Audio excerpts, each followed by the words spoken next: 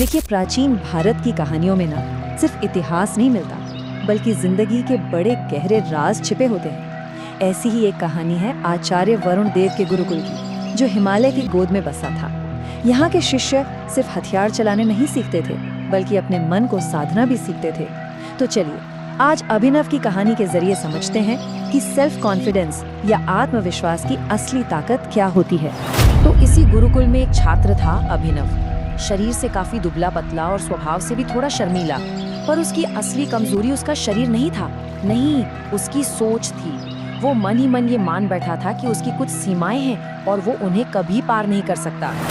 और उसके जो बाकी साथी थे ना, वो उसे रोज उसकी कमजोरी का एहसास दिलाते थे, मजाक उड़ाते, कहते अरे इसको देखो, ये तो एकदम तिनके जैसा है, हवा चलेगी तो उड़ जाएगा। और पता है, ये सिर्फ मजाक नहीं था, ये शब्द अभिनव के मन में और भी गहरा बैठ रहे थे। उसे यकीन दिला रहे थे कि हाँ, वो सच में कमजोर है और हमेशा ऐसा ही रहेगा। जब भी अभ्यास का समय आता, उसकी ये बंधी हुई सोच बिल्कुल साफ नजर आती थी। जैसे धनुष की डोरी खींचते वक्त उसके हाथ कांप जाते थे।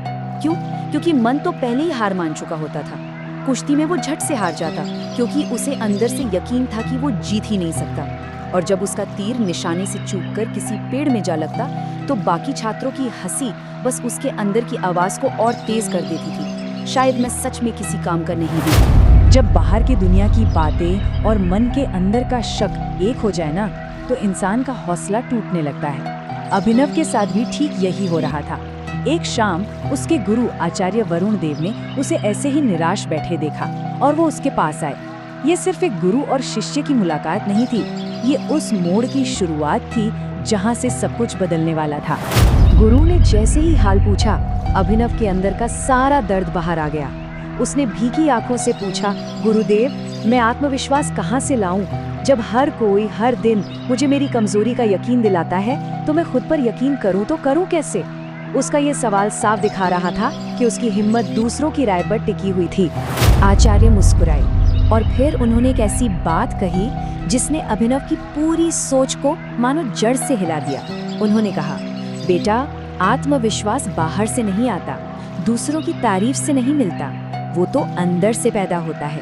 जब तक तुम खुद से नहीं कहोगे मैं ये कर सकता हूँ, तब तक दुनिया की कोई भी आवाज तुम्हें ये यकीन नहीं दिला पाएगी।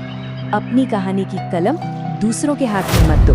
और जानते हैं, यही इस पूरी कहानी का सार है। सेल्फ कॉन्फिडेंस शरीर की ताकत का नाम नहीं है, ये तो मन का वो विश्वास है जो ये मानता है कि हमारी काबिलियत कोई पत्थर की लकीर नहीं है, उसे मेहनत से, लगन से बेहतर बनाया जा सकता है। ये एक ग्रोथ माइंडसेट की, एक बढ़ती हुई सोच की शुरुआत थी। खैर, कुछ ही दिन बीते थे कि इस नई सोच को आजमाने का एक मौका आ गया। गुरुकुल के सामने एक ऐसी चुनौती आई जो दिखने में तो पूरी तरह से शारीरिक बल का खेल लग रही थी, पर असल में वो विश्वास की पहली और शायद सबसे बड़ी परीक्षा थी। हुआ ये कि राजा ने एक ऐलान करवाया। आश्रम के गेट पर एक बहुत बड़ी चट्टान रखवा दी और कहा कि जो भी इसे अपनी जगह से हिला देगा, उसे राज दरबार में एक बहुत बड़ा पद मिलेगा। गुरुकुल के सबसे ताकतवर छात्र जैसे राजन, सबने अपनी पूरी जान लगा दी, लेकिन वो चट्टान एक इंच भी नहीं हिली। सबने हार मान ली, कहा कि ये तो नामुमकिन है। जब सबने हिम्मत छोड़ दी, तो आचार्य ने अभिनव की तरफ देखा। उन्होंने कहा, अभिनव, याद रखना, ये ताकत की नहीं, विश्वास की परीक्षा है। इस बात का टेस्ट है कि तुम कोशिश करने के लायक हो। जाओ, एक बार कोशिश तो करो। बाकी सब शिष्य हंस रहे थे, पर अभिनव अपने गुरु की बात मानकर आगे बढ़ा। अभिनव ने अपनी पूरी ताकत लगा दी। चट्टान वो तो नहीं हिली, लेकिन एक गजब की चीज हुई। अभिनव गिरा नहीं, वो अपनी जगह पर मजबूती से खड़ा रहा। उस दिन असली जीत चट्टान को हिलाने में नहीं थी, नहीं, असली जीत थी उस हार के डर को हराने में। ये था पहला कदम, उसकी नई सोच की पहली जीत। उस दिन के बाद अभिनव को एक बात समझ आ गई कि विश्वास एक बीज की तरह है, जिसे रोज अनुशासन और मेहनत के पानी से सींचना पड़ता है।